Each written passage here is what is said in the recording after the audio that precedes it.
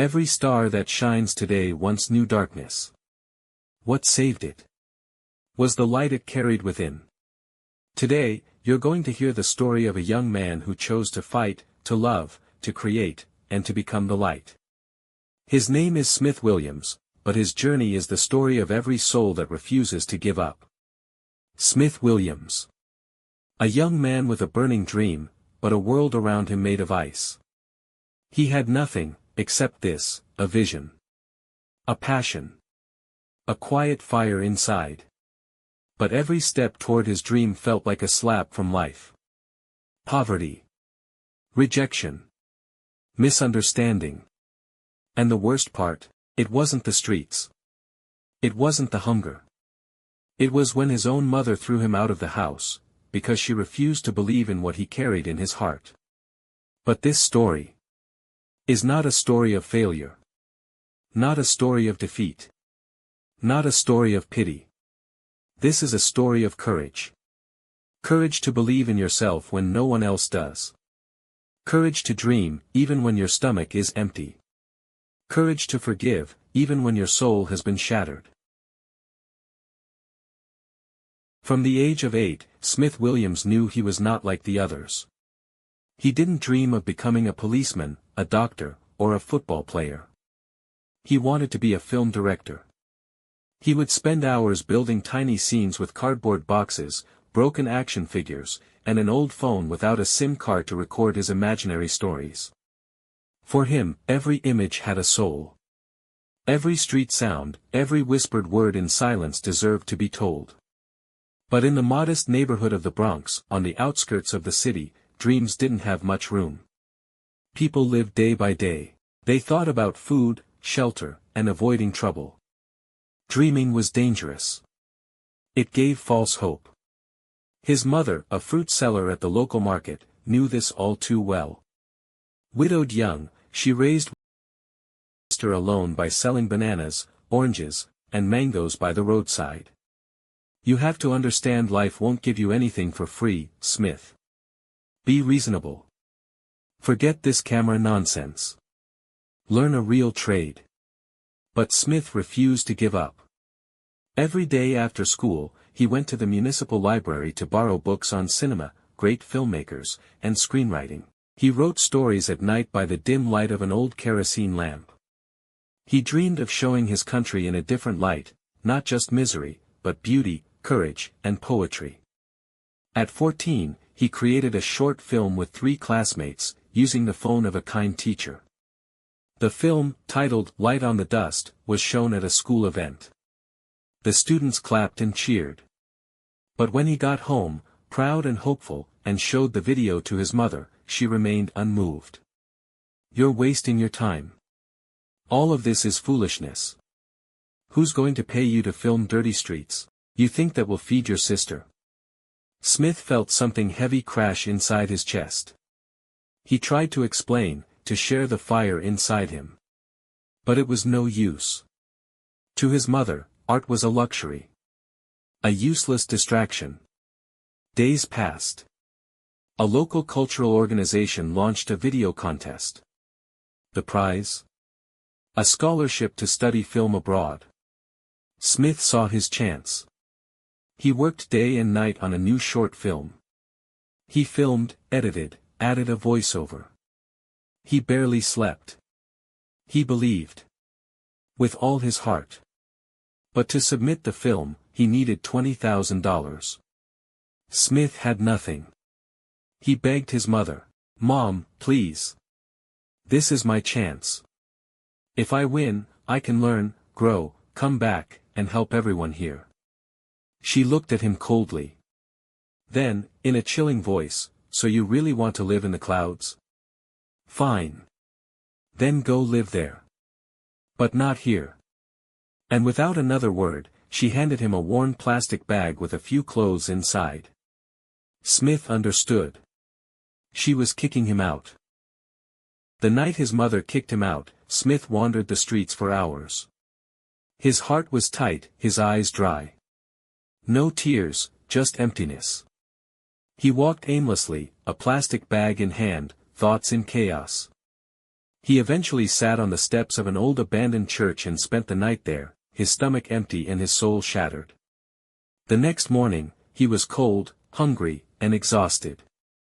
But in his pocket, he kept one precious item, a USB stick. His film. He had nothing left, no family, no bed, no money, but he still had that. The days that followed were the hardest of his life. He asked for help from a few friends, but their families were already struggling. He slept on benches, skipped meals, got chased away by security guards. He nearly gave up. More than once. But every time he felt weak, he replayed the images in his head, the scenes he filmed, the voices, the light. That was his truth. His fire. He couldn't betray it. One evening, while digging through a trash bin behind a closed radio station, an old man noticed him. His name was Uncle Joel. He lived in a small tin shack nearby. "You don't have the eyes of a thief," he said. "You've got the eyes of someone searching for something. Not food, something deeper." Smith didn't have the strength to answer. He was tired, dirty, starving. Joel invited him into his shack, gave him some bread, a bowl of black coffee, and listened. Smith told him everything, his passion, his mother, the contest, the film, the money he didn't have. Joel looked at him in silence.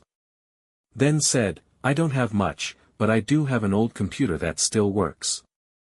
If you want, you can stay here a few nights. Maybe, we'll find a way to send that film." Smith couldn't believe what he was hearing. This man, a stranger, was opening a door, one that even his own mother had slammed shut. He stayed with Joel for 3 days. He cleaned the yard, washed his clothes, helped with repairs. In return, he ate, and most importantly, he regained a bit of dignity. Joel knew a young man who worked at an internet cafe downtown. Thanks to him, they managed to upload the film online, just hours before the contest deadline. When Smith clicked submit, his hands were shaking. He had never gone this far. "You've already won something," Joel told him. "You went all the way." But Smith wanted more than just trying. He wanted to succeed. He wanted to prove fate wrong. 2 weeks passed. 2 long weeks waiting for a response. Every morning, Smith went to the internet cafe to check his email. Nothing. Not a single message. Joel told him to be patient, that good news takes time. But doubt grew inside Smith. What if the dream was just a lie? Then, one Thursday afternoon, while he was returning from the market after helping carry bags for a few coins, the cafe phone rang. The employee called him over. "Hey, Smith. It's for you. A lady wants to speak to the director of Light on the Dust." Smith's heart skipped a beat. He picked up the phone, his hands shaking. "Hello, is this Smith Williams?" "Yes, speaking. I'm Mrs. LeClaire, coordinator of the youth video contest. I'm calling to inform you that your film won first prize." Silence. Smith wasn't even sure he was breathing. Was this a dream? A joke? "We were moved by the poetry, honesty, and power of your story. Congratulations. You've won a full scholarship to study filmmaking in Montreal." He almost dropped the phone. That night, Smith couldn't sleep.